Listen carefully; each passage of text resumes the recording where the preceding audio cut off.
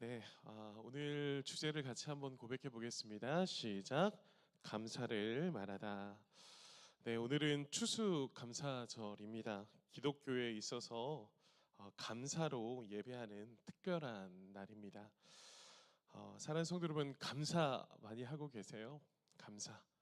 오늘 뭐 특별한 절기여서 감사하는 것을 뛰어넘어서 여러분의 삶 가운데 어떠한 상황과 환경 속에서도 주님을 감사하고 계신지 여쭈어보고 싶습니다. 성경은 하나님의 자녀들에게 삶 속에서 감사해야 한다라고 성경은 끊임없이 우리에게 강조하고 있습니다. 데살로니가전서 5장 18절 말씀인데요. 우리 같이 한번 읽어볼까요? 시작. 범사에 감사하라. 이것이 그리스도 예수 안에서 너희를 향하신 하나님의 뜻이라. 아멘.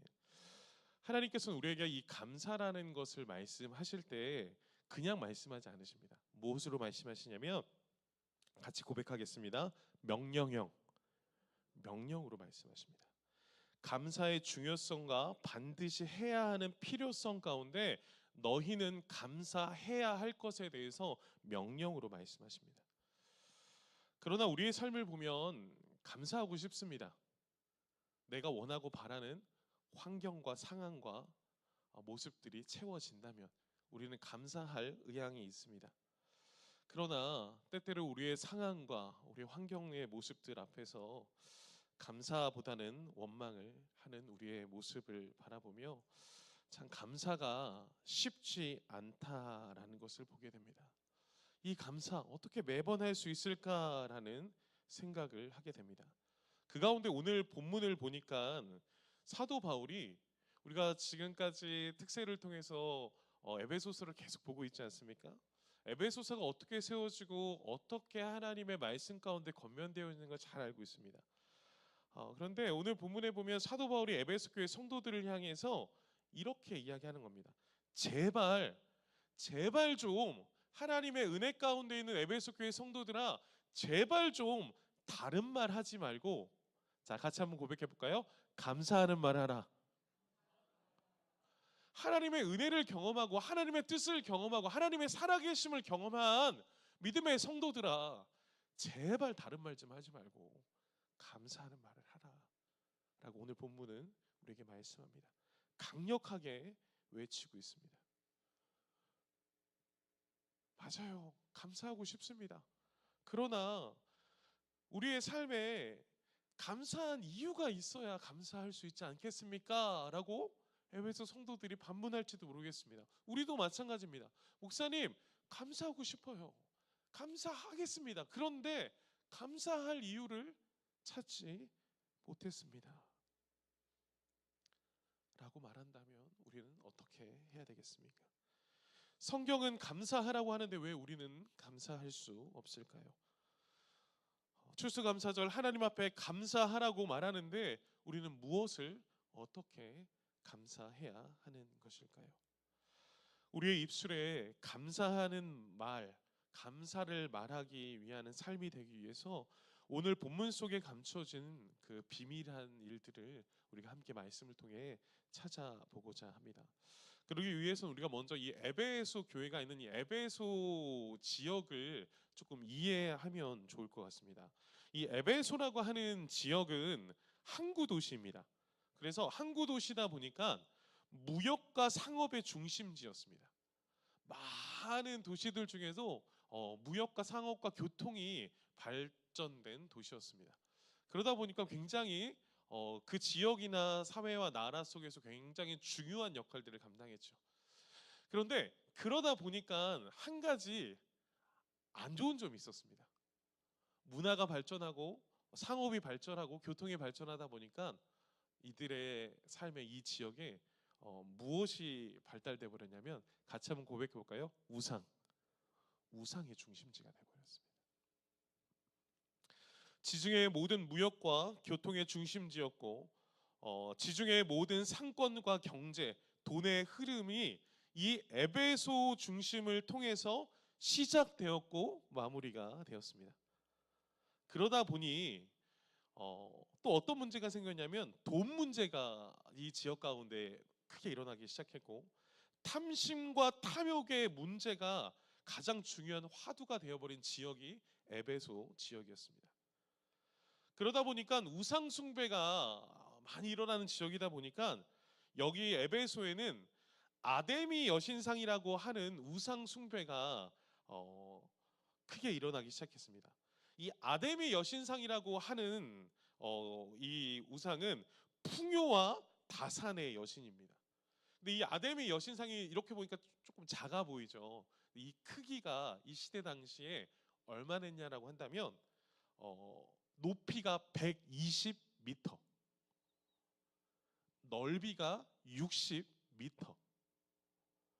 이게 어느 정도의 규모냐라고 이야기할 때 솔로몬이, 제가 솔로몬을 자주 이야기하지 않았습니까? 솔로몬이 재산이 2,916조, 지금으로 환산을 하면 세상에서 가장 부자 솔로몬이 자신의 성전을 지었는데 이 자신의 성전보다 이 아데미 여신상이 3.4배가 컸다 그래요. 얼마나 큰 그 우상을 세워놓고 그렇게 숭배하며 다산과 풍요를 외쳤던 그 시대에 있는 이 에베소 지역의 모습을 볼 수 있다라는 것입니다.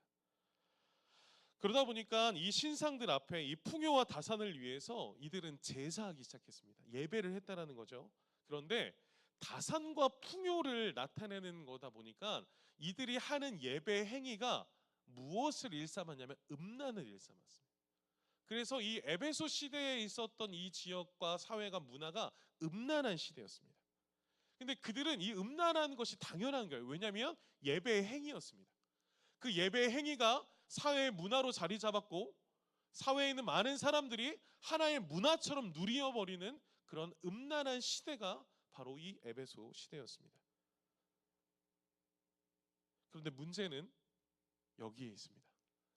에베소 교회 성도들도 그 지역에 있는 문화에 흡수되어져 버려서 영적인 무감각 속에 살아가고 있다라는 것입니다. 세상에 흘러가는 그 문화 속에 무엇이 옳고 그름인지를 잃어버리고 이들 또한 음란함을 섬기는 그 아데미 여신상을 섬기는 그 모습이, 그 삶이 교인들의 삶에도 똑같이 나타나져 버렸다는 겁니다. 하나님은 성결을 이야기하고 거룩을 이야기하는데 교회 성도들이 그렇지 못하고 세상의 문화에 빠져서 음란한 삶을 살아가고 있다라는 것을 말씀하는 겁니다. 에베소서 5장 3절은 그래서 우리에게 이렇게 말합니다. 같이 한번 읽어볼까요? 시작. 음행과 온갖 더러운 것과 탐욕은 너희 중에서 그 이름조차도 부르지 말라. 이는 성도에게 마땅한 바니라. 사도 바울이 무엇이라고 이야기하는 거예요? 지금 이 지역 사회가 음행과 온갖 더러운 탐욕 가운데 있는데 너희들은 그의 이름을 부르지 마라. 그 문화에 빠지지 마라. 현혹되지 마라. 너희들은 예수 그리스도 살아계신 하나님을 섬기는 백성들인데 어떻게 아데미 신상을 섬기는 그들과 똑같은 삶을 살아갈 수 있느냐? 성도들은 그러면 안 된다. 너희들은 달라야 된다. 라고 말하고 있는 것입니다. 사도 바울은 에베소 성도들이 우상 숭배하는 세상 사람들과 다를 바 없이 살아가는 것을 지적하고 있습니다. 음행과 더러운 문화 앞에서 그들은 성경은 무엇에 갇혀 있다고 말하는 겁니까? 같이 한번 고백해 볼까요? 탐욕에 갇혀 있다는 거예요. 그들이 음행을 따르고 그들이 음란한 삶을 살아가는 이유가 바로 무엇이냐면 세상 사람들이 다산과 풍요를 외치는 아데미 여신상을 바라보며 내가 바라고 원하는 것을 얻기 위한 수단으로 삼았듯이 그리스도인으로 살아가는 백성들 또한 그러한 탐욕에 갇혀져서 자신들도 모르게 내가 하나님 믿고 있지만 세상의 방법을 따르면 내가 더 편안해질 수 있나? 내가 더 행복해질 수 있나? 더 많은 것을 얻어낼 수 있나? 그러한 생각에 영적인 무지함 가운데 무감각하게 달려나가는 그들의 삶을 지적하고 있는 것입니다. 사랑하는 성도 여러분, 탐욕이 무엇입니까? 여러분들이 생각하는 탐욕이 무엇입니까? 탐욕을 성경에서는 이렇게 정리할 수 있습니다. 자, 같이 한번 읽어볼까요? 시작. 탐욕은 하나님이 주신 것보다 더 가지려고 하는 우상 숭배입니다. 성도님, 탐욕은 무엇이냐면 하나님이 주신 것보다 더 가지려고 하는 삶의 열망, 삶의 태도, 삶의 방식입니다. 이미 하나님께서 모든 필요를 채워주셨습니다. 이스라엘 백성들에게 만나와 메추라기를 먹이시면 모든 필요를 채워주시고 물을 주시고 어렵고 힘든 상황들 가운데 그들을 구원하셨던 하나님, 여전히 살아계신 하나님이 하나님의 거룩한 백성들을 먹이시고 입히시고 살피고 계신데 하나님이 주신 것에 만족하지 못하는 거예요. 그래서 더 가지려고 애쓰는 거예요. 무엇을 하면서까지요? 같이 한번 고백해 볼까요? 우상숭배. 우상숭배 하면서까지. 그것이 잘못된 길임을 알매도 불구하고 내가 그것을 통해서라도 얻어내겠다라는 거예요.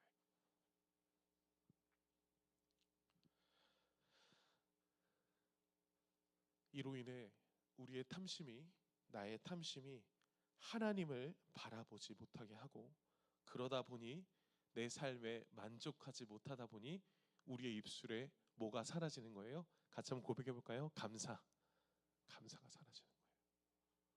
이미 하나님께서는 우리에게 많은 은혜들을 부어주셨는데 우리의 탐심이, 우리의 탐욕이 더 많은 것을 얻어내기 위한 우리의 모습 속에 하나님 앞에 감사하지 못하는 겁니다.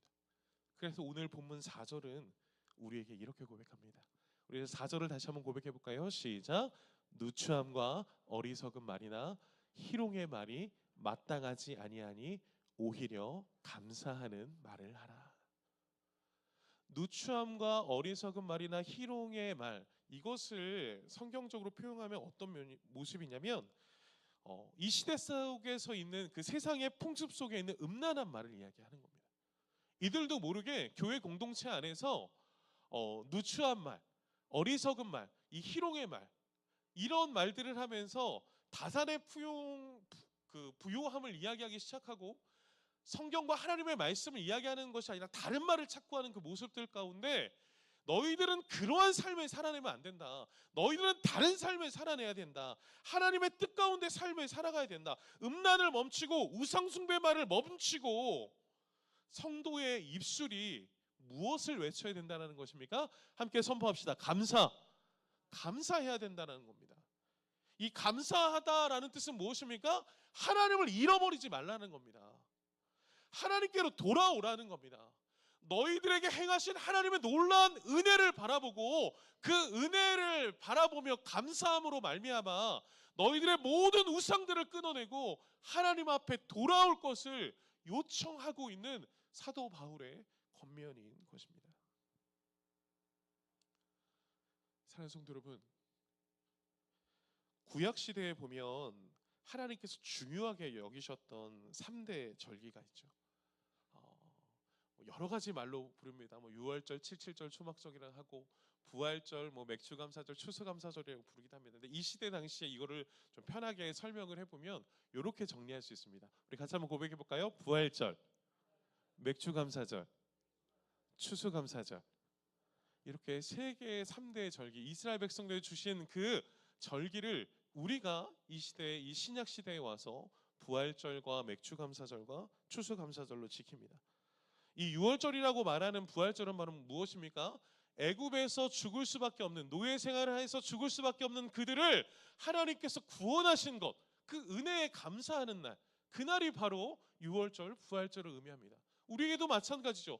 죽을 수밖에 없는 우리를 그 십자가의 은혜로 회복시키시고 그 예수 그리스도를 믿음으로 말미암아 구원받은 백성들이 기념하는 날, 예수 그리스도가 십자가에서 죽으시고 3일 만에 다시 부활하신 날, 구원의 은혜가 임한 날을 기념하는 것, 그날이 바로 부활절, 유월절이죠.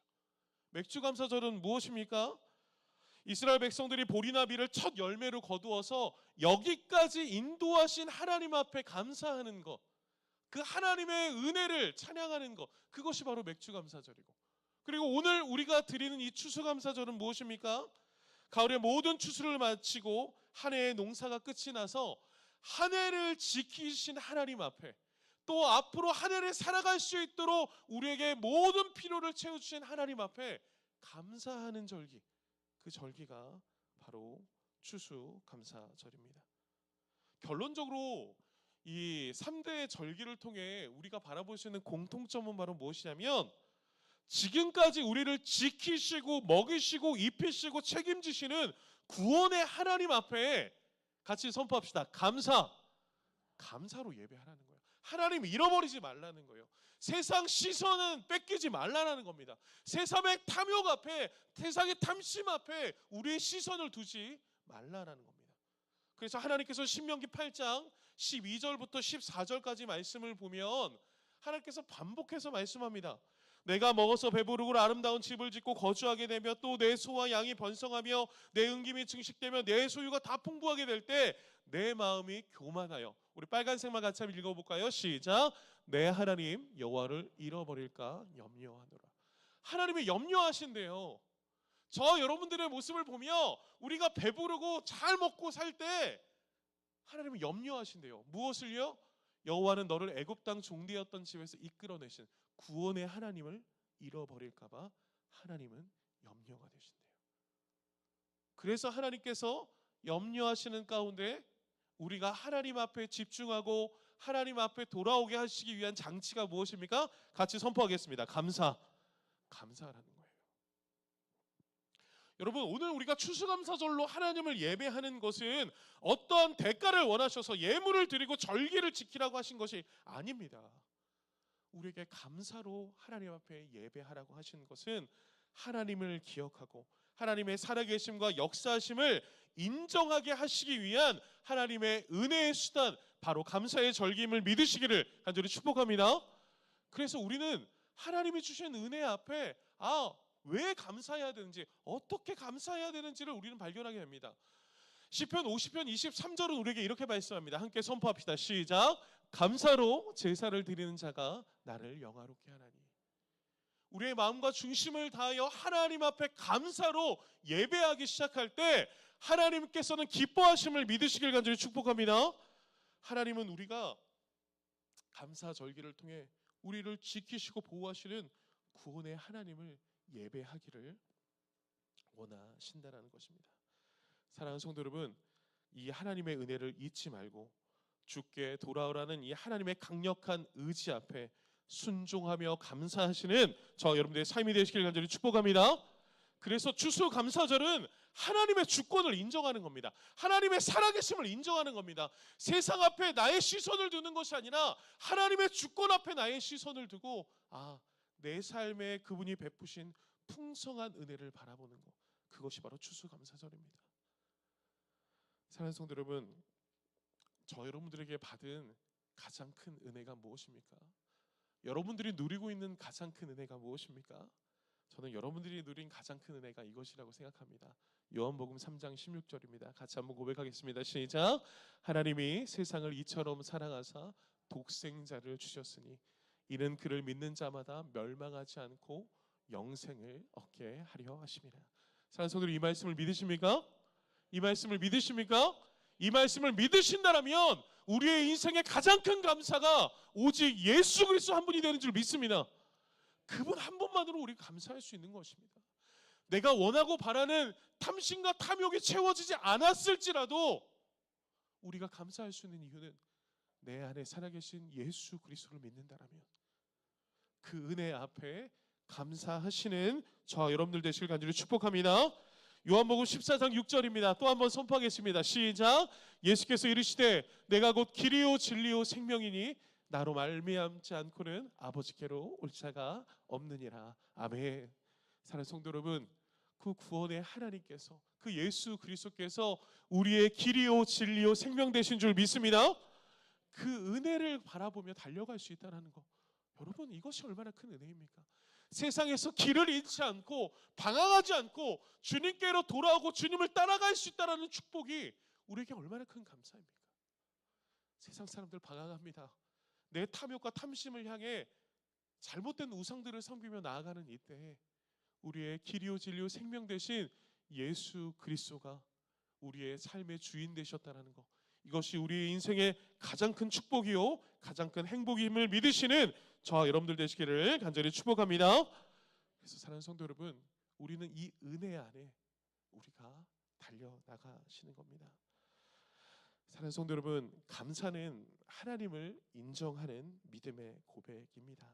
그래서 우리가 이 감사절기, 이 추수감사절을 통해 더욱더 우리가 예수 그리스도 안에서, 예수 그리스도를 중심으로 믿는 그 믿음 안에서 우리에게 주신 구원의 은혜를 우리가 함께 기억하고 기뻐하시는 저 여러분의 삶이 되시길 간절히 축복합니다. 두 가지만 딱 결단하고 같이 기도하고 마치겠습니다. 이 추수감사절 우리가 해야 될 첫 번째는 바로 무엇이냐면, 같이 한번 고백해 보겠습니다. 감사는 기억하는 것이다. 무엇을 기억하는 것입니까? 예수 그리스도를 기억하는 겁니다.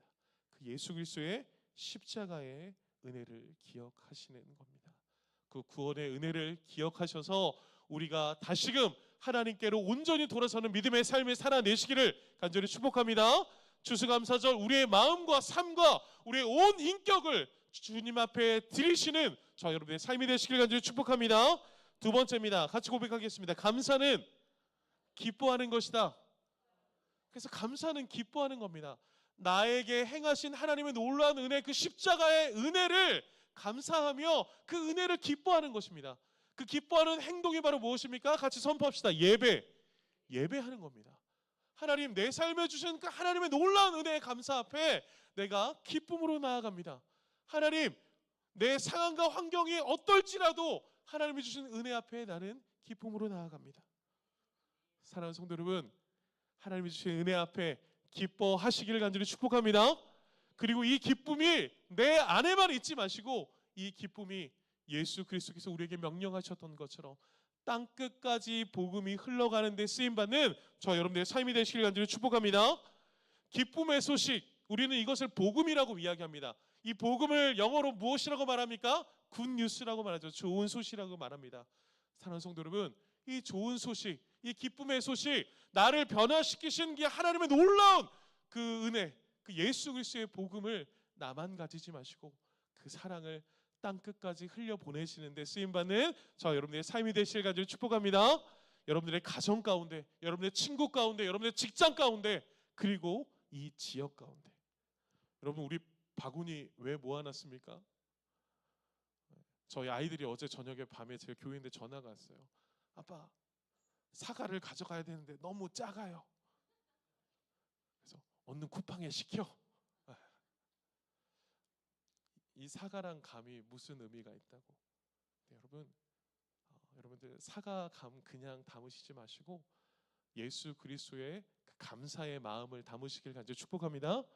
그 기도의 마음을 가지시고 이 감과 사과를 지역에 전달하며 예수 그리스도의 사랑을 증거하는 우리의 복음의 시작이 되시길 간절히 축복합니다.